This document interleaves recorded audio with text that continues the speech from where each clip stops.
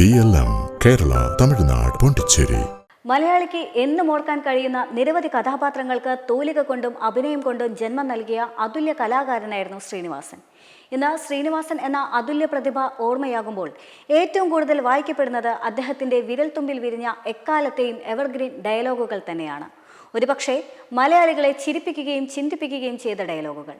ഓരോന്നിനും അതിൻ്റെതായ സമയമുണ്ടോ ദാസ എന്ന ഡയലോഗ് പറയാത്ത ഒറ്റ മലയാളികൾ ഉണ്ടാകില്ല. പണക്കാരെ ബഹുമാനിക്കാൻ പഠിക്കടോ എന്നത് ഇന്ന് റീൽസുകൾ ഭരിക്കുന്ന ഡയലോഗാണ്. സന്ദേശം എന്ന സിനിമ ഏത് കാലത്തും കേരളത്തിലെ രാഷ്ട്രീയത്തെ വ്യക്തമായി അടയാളപ്പെടുത്തിയ ഒന്നാണ്. അതിലെ ഡയലോഗുകൾ പലതും ആരെയും പേരെടുത്ത് പറയാതെ തന്നെ കുറുക്കിക്കൊള്ളുന്ന ഡയലോഗുകളായിരുന്നു.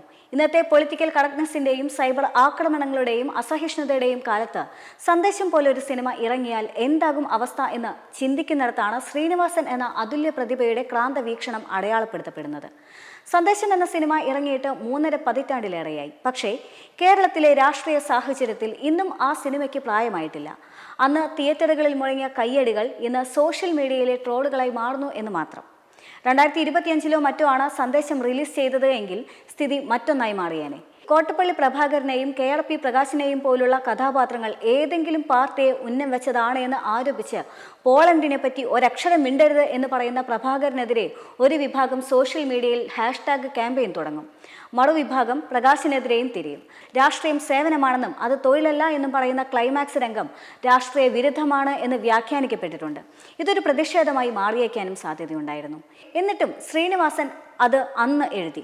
ആ കൂസലില്ലായ്മയാണ് ശ്രീനിവാസൻ എന്ന എഴുത്തുകാരൻ്റെ വിജയവും. ശ്രീനിവാസന്റെ ഒട്ടുമിക്ക വേഷങ്ങളും സിനിമകളും കേരളത്തിലെ സാധാരണ ജനങ്ങളുടെ പ്രശ്നങ്ങളെ ഹാസ്യത്തിന്റെ അകമ്പടിയോടെ അവതരിപ്പിക്കുന്നവയാണ്. പല സാധാരണ സാമൂഹിക പ്രശ്നങ്ങളും കുറുക്കിക്കൊള്ളുന്ന സംഭാഷണങ്ങൾ കൊണ്ടും അതിൻ്റെ സന്ദർഭ പ്രാധാന്യം കൊണ്ടും അവിസ്മരണീയമാക്കുക എന്നത് ശ്രീനിവാസന്റെ സിനിമകളുടെ പ്രത്യേകതയായിരുന്നു. വരവേൽപ്പ്, നാടോടിക്കാറ്റ്, സന്ദേശം, വടക്കുനോക്കി യന്ത്രം തുടങ്ങി നിരവധി ഹിറ്റ് സിനിമകൾക്ക് പേന ചലിപ്പിച്ച ശ്രീനിവാസന്റെ രചനാ വൈഭവത്തിന്റെ വാസന അന്നും ഇന്നും മലയാളക്കരയാകെ നിറഞ്ഞു നിൽക്കും. മെമ്പർമാരുടെ നിക്ഷേപങ്ങൾക്ക് ഉയർന്ന ലാഭവിഹിതം നൽകുന്ന കേന്ദ്ര സർക്കാർ സഹകരണ registered society Bharat Lajna multi state housing cooperative society limited.